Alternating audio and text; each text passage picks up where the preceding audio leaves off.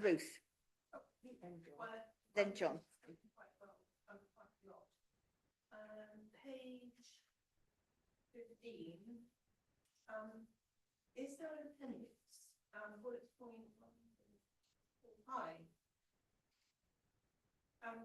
Training, frontline training, primary care staff recognise the signs of gambling harm. I did read this 2 weeks ago. Officers to visit. What's my notes? Sorry, what was that? Page 15. Councillor Reid is asking about this bullet point 5. Councillor, would you like to repeat that, Councillor Reid?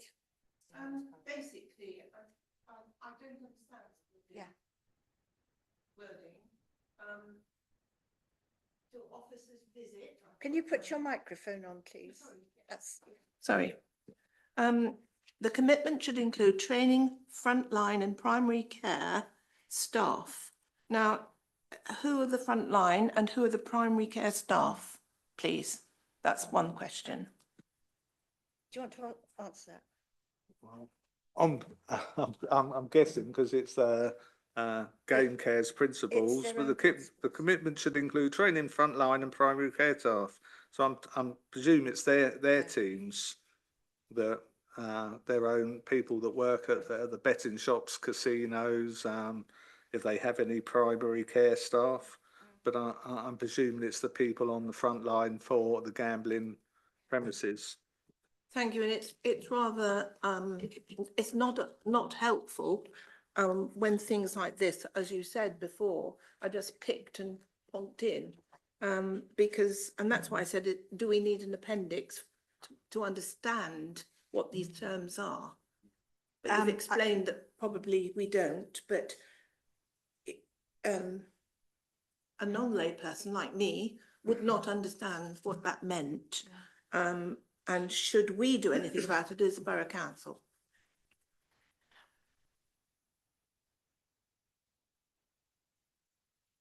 It's purely their comment that they put through. I think basically what's happened is that this has gone out to consultation. They were one of the two that replied, and this is just their response.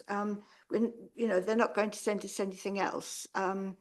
And it's down to the betting shops and that, and GAM cares, to work together on this. It would not involve.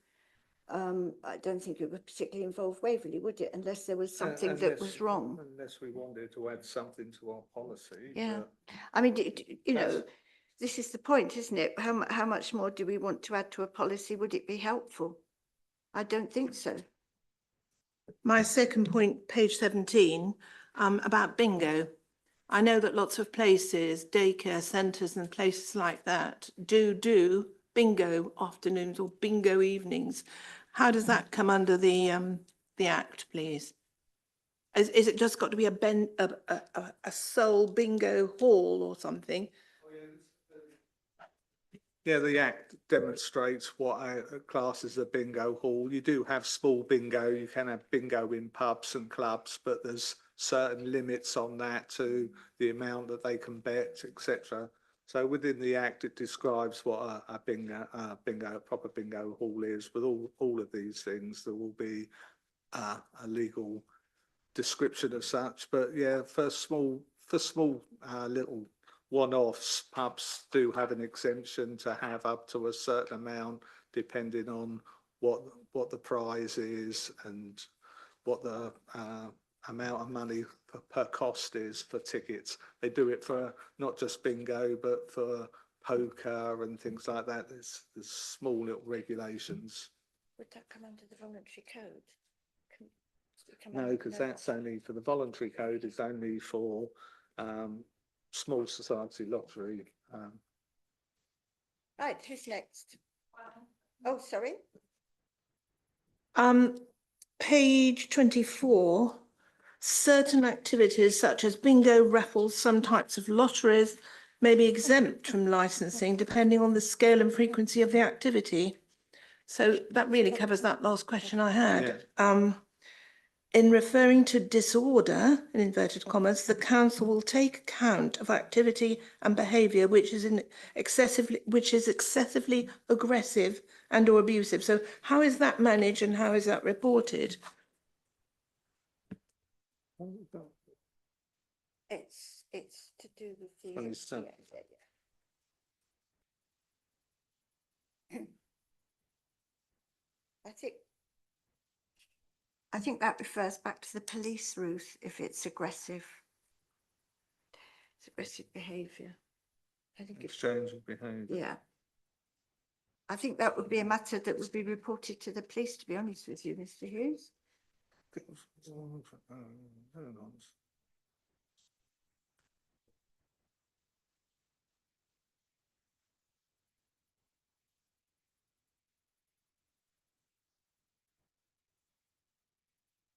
Yeah, this is just what I would take it as the same as regard to our normal sharing of information with police and other bodies. We have a sharing protocol, and again, all information that we keep or share has to fall within the legal requirements and also our protocols for sharing. Do you want to add to that, Gillian?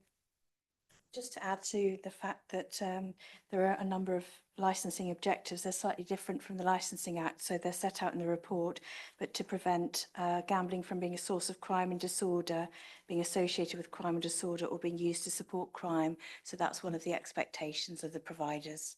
And I think the report confirms as well, just on your point about bingo, there isn't a legal definition of bingo as such. Page 37, paragraph 2.14 refers, but effectively it confirms that bingo hall is a place where bingo is played. There isn't a definition, and it explains how the game is run, if that assists. Thank you, Gillian. Page 28, on the enforcement 1.9, about councils adopting a risk-based approach to the inspection of gambling premises. Does that apply to us or not? Because we don't. Not in our case, we would, like we do with pubs, because obviously different pubs, town ones Yeah. busier than others. But because we've got so few premises, we inspect them all. And obviously, we've only got a few betting shops now, and 1 point to point. So they're done annually on a regular basis. And if there was anything, but I can't say that we've had any complaints or any issues with them over the years. So it gets their annual inspection, we go round and they're all compliant. Thank you. And then on the next page, 29, providing the licensing authority with details of where, I'm talking about vulnerable children now, where a child or young person repeatedly attempts to gamble on their premises. This is obviously gaming machines and things like that, isn't it, in premises? There is a national initiative, Operation Make Safe, and how does the council make people aware of that? Is that in a special licence that's put up in the premises, or are they given the notification, the premises that operate these machines? Yeah, certainly if we were made aware of anything, we would share it with the few premises that we have. It's not like with the licensing, we have pub watch chairs and stuff like that, and we share it with pub watch. There is only a few premises, but we haven't had such. We have things like we share information with the police at the JAG information, and if anything comes through, something like Operation Make Safe, where it makes us aware of, I know, something else happening elsewhere, we would pass it on to the relevant premises. Page 30, do the premises have to display licenses? Sorry? Do premises have to display licenses? Yes. Yes. And the consultation on issues, how long is that process? Sorry, which page was that? What page are you on, Ruth? I'm sorry, page 30, Page 30. top of the page. Bottom of consultation, how long is it? I'm sure there's a procedure. You visit, you consult about issues, but how long is this expected to go on? Paragraph are you on, councillor Reid? I might be able to help, I don't know. Oh, good.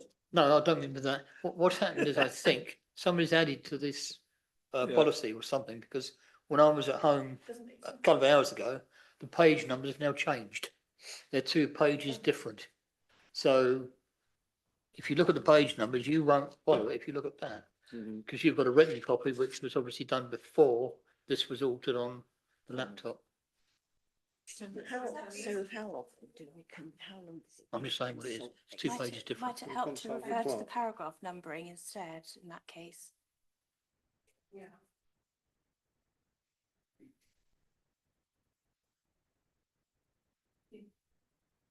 It's under paragraph 2, premises licence.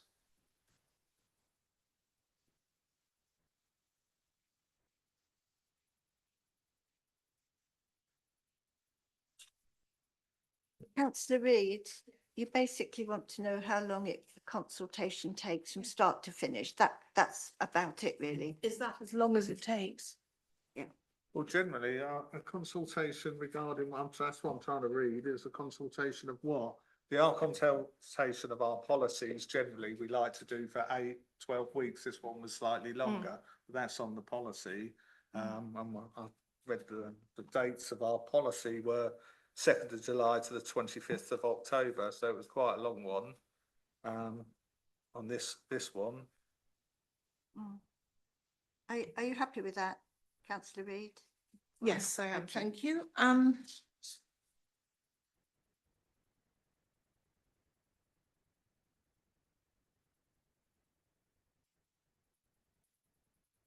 Thank you for bearing with. When we come to door supervisors, 2.8, it says door supervisors premises licenses requiring the presence of a door supervisor. Such persons would normally need to hold a license from the Security Industry Authority under the Private Security Industry Act. I mean, does that happen? Yeah. So-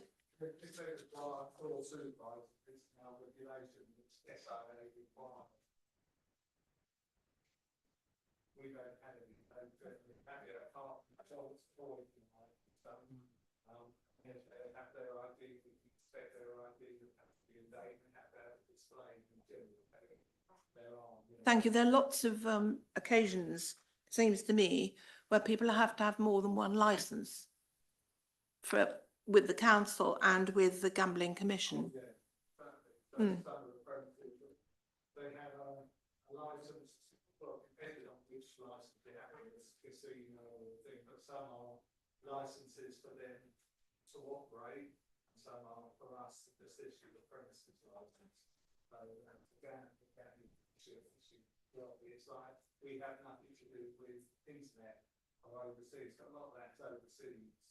It's internet based. Ours is based what we've got more physical. And then the question on page 30, 2.9, adult gaming centres. Does the onus is on the person who owns the premises to review and to make sure that they are self-evaluating. I think the certain things set out by the commission, the objectives they also have. We don't have any. I think I might apologise that this conjecture that it's my ignorance that why I'm asking these questions.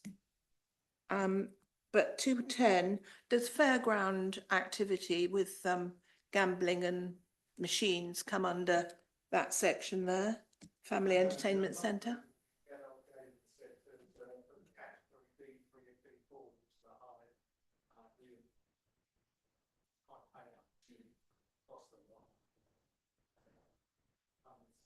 The ones you'll see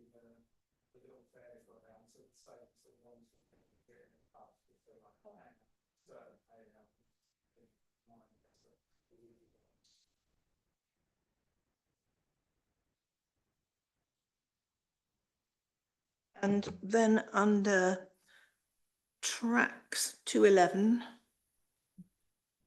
category D machines, the council will therefore wish to ensure that suitable measures are in place to prevent children from entering such areas. Would you describe how, for me particularly, how such areas are cordoned off? Oh, that's correct, but I'll find it, well, I'll probably look into it more and have a get back to you a bit more knowledge on it. We don't have any threats. All right. We don't have any threats.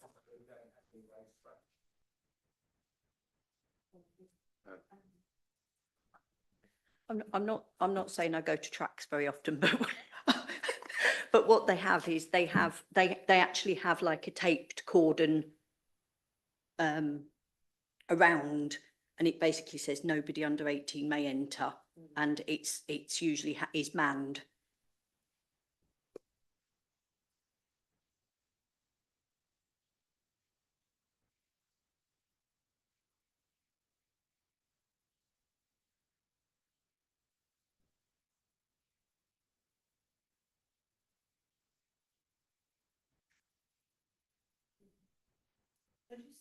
Could you possibly say something about, again, under permits, 3.1, the council will expect the applicant to show that there are policies and procedures in place to protect children from harm, and I've underlined, including appropriate measures, training for staff as regards suspected truant school children on the premises.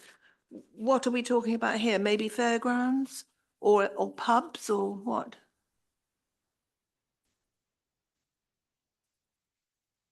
Councillor Goodrich has just mentioned amusement arcades. Do we have those? No. Okay, thank you.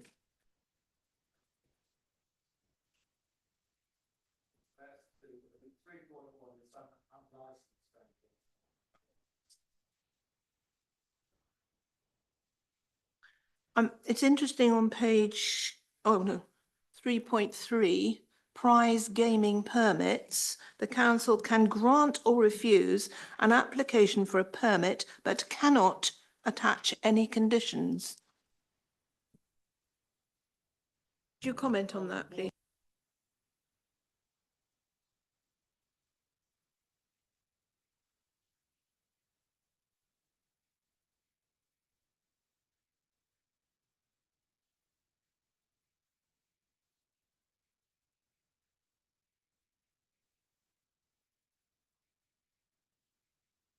Having read this some time ago, I did put a sticker in on small society lotteries.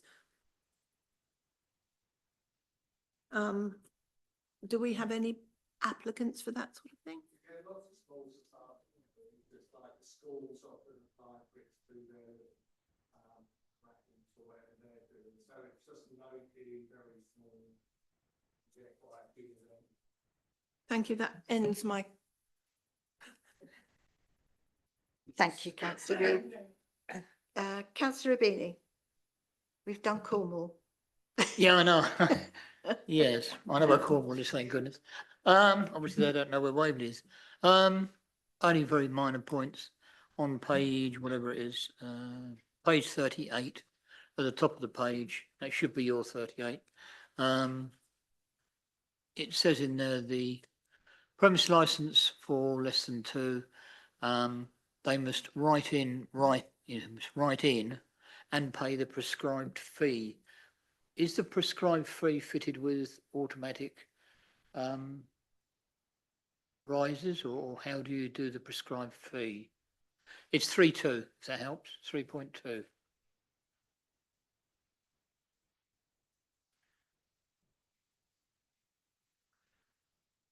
(3.2) under the first paragraph, 2 machines or less. Need to notify the council in writing and pay the prescribed fee. I just wonder if we built in inflation or what happens. There's nothing in the policy to say so.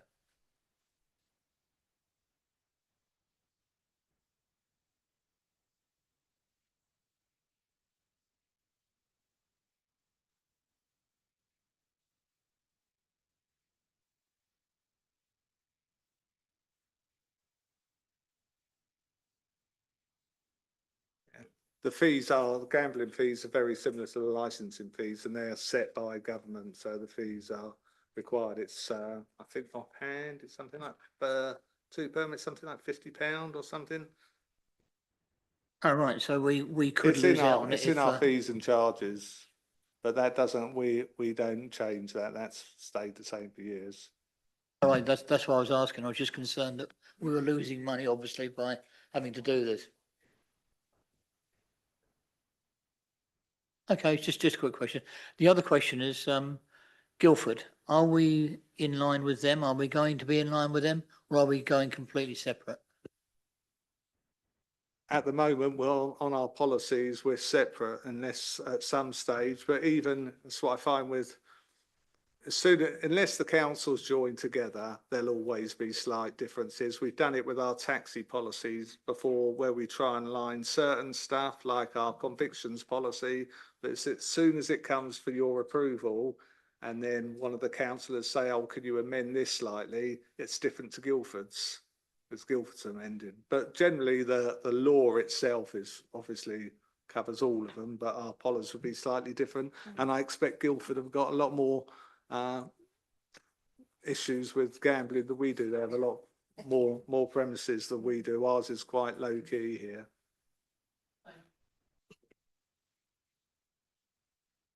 Now, George, councillor Murray. Just a couple of straight. We've only got 5 betting shops in the whole of Waverley. So two in Farnham. Okay. And one in Hazelmere, 2 in Godalming. Got them. Hazelmere got Who else has got? We some? are now gamble free. One in Cranley. Okay.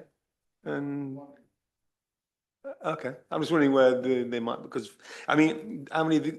You had 9, did you? We did have no. Because these 5 will, in 5 years' time, they'll have gone, right? You think? Possibly. The thing, well, I think they say what keeps them open is the cocaine machines, with the fruit machines, Okay. the high category ones. So that's what I was also written down on here as well, because the main, you've made a thing to it. And in the thing was that you have to enforce it as you're doing an annual inspection, but the policies also is similar to licensing thing, where you have to not promote crime, right? Or know that there's crime being Prevention of crime committed. Disorder, yeah, is one of. Yeah, prevention of so crime disorder. prevention of crime, yeah, which you think. So as part of that, and obviously we know that the main reason for the large amount slot machines is to launder money from the proceeds of crime. So is this an ongoing thing? Is this something you're talking to the premises about? And, you know, I think it's the only thing which goes on in there, to be I fair. don't know anything about laundering of money. Well, I was talking about the fruit machines, is that people like to play them and it gets a lot of money because it takes in. I don't know anything about laundering and how they would launder. That they are under tight regulations, these betting shops now, and we go through our prescribed check that we go through, and there are certain things you can't have the cash machine near the fruit machine because they don't want people taking money out and getting in there, making it to get the break for things. I'm not aware of any really? any money laundering as far as these premises. I'm not saying this is from definitely what happens, but if you've got money which you want to clean, and you've got £10,000, if you put it through a fruit machine, you'll end up with 20% profit. You'll have 20%, you'll have an 80% loss because the payout is 20%. So you'll lose 80% of it, but you've got 20% of the money, which is clean money.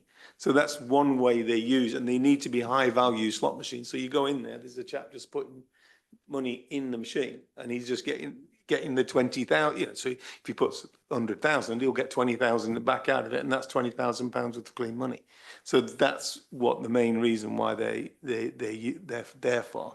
I mean, it's not some, I thought that's what you meant when we talked about it, no? No, and if I was money laundering, I wouldn't be happy with those losses. Well, but that's the thing. I know it seems bizarre, right? It does seem bizarre that you would lose, but it's £100,000 worth of money. You've got nothing to do with it. You can put it in the under your bed, but you can't do anything with it. So the only way you can make it so you can put it into your bank account is to do it through that. And yeah, that's the only way. That's the reason why they're using it. So anyway, if that's the first you've heard of it, is it?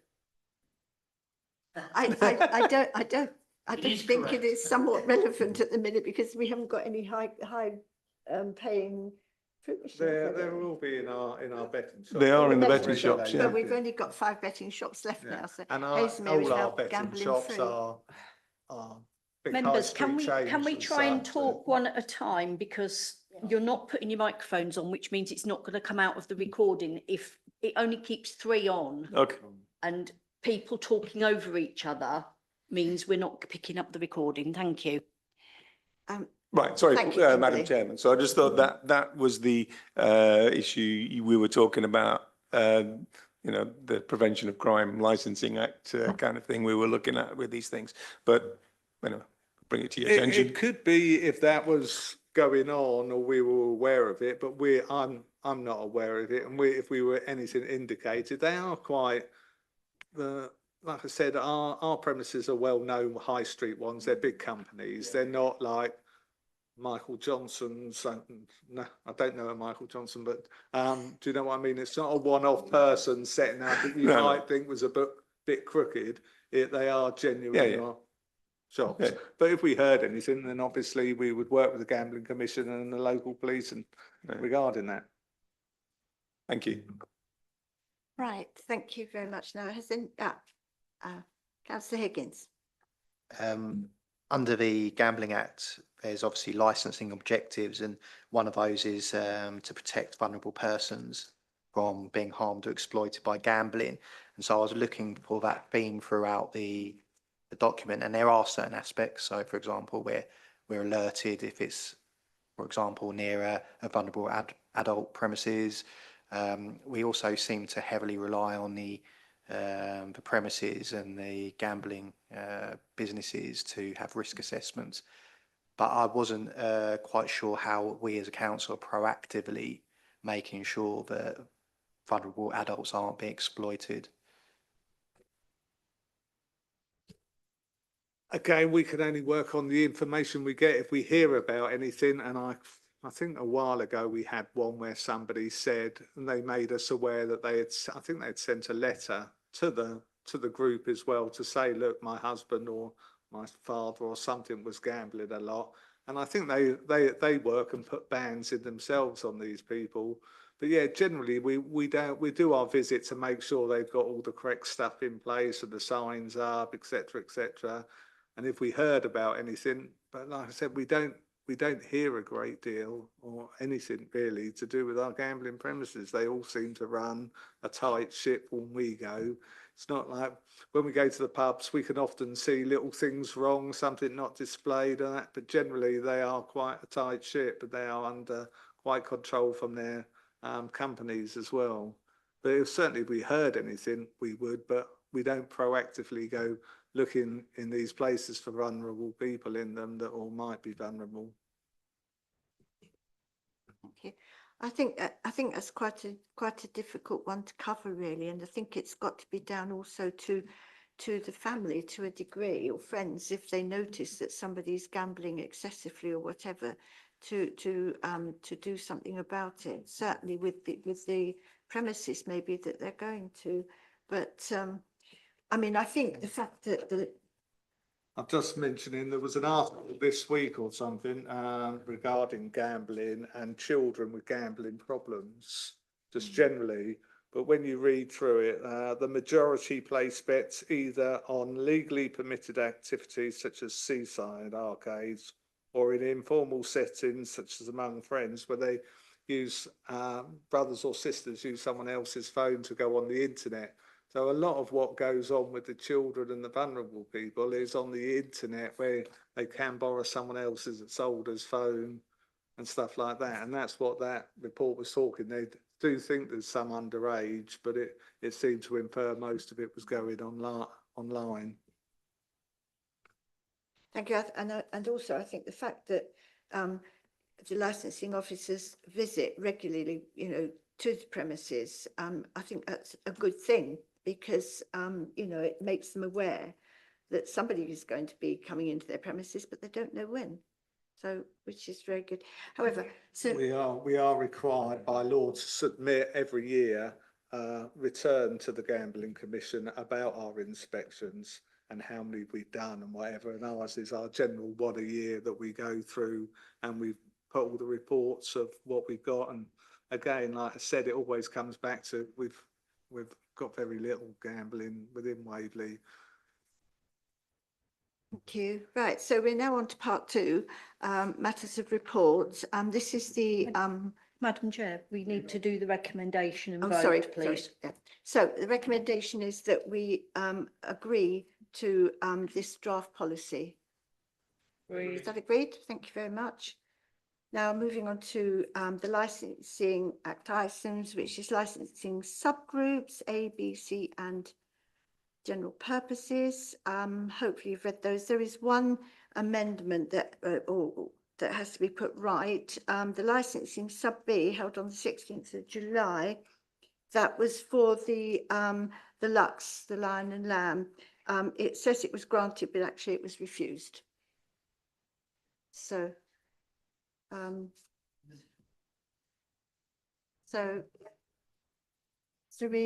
think perhaps we should say that the variation to their permission was refused. We shouldn't miss that out because that was the point of it. Surely the Lux, no, they didn't get a notification saying that they were that it was approved. No, the decision notice that went out was correct. It was just purely the minutes that I'd inadvertently put granted instead of refused, but the actual decision notice to Lux was correct. And it has been amended already, has the minutes.